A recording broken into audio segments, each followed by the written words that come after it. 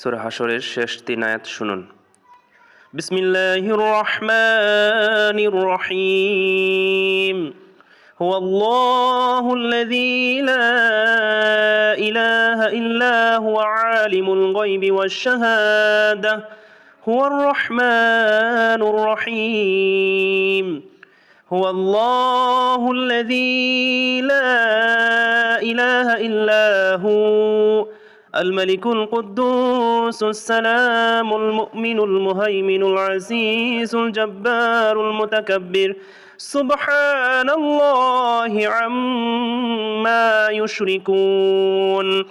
هو الله الخالق البارئ المصور له الأسماء الحسنى يسبح له ما في السماوات والأرض وهو العزيز الحكيم.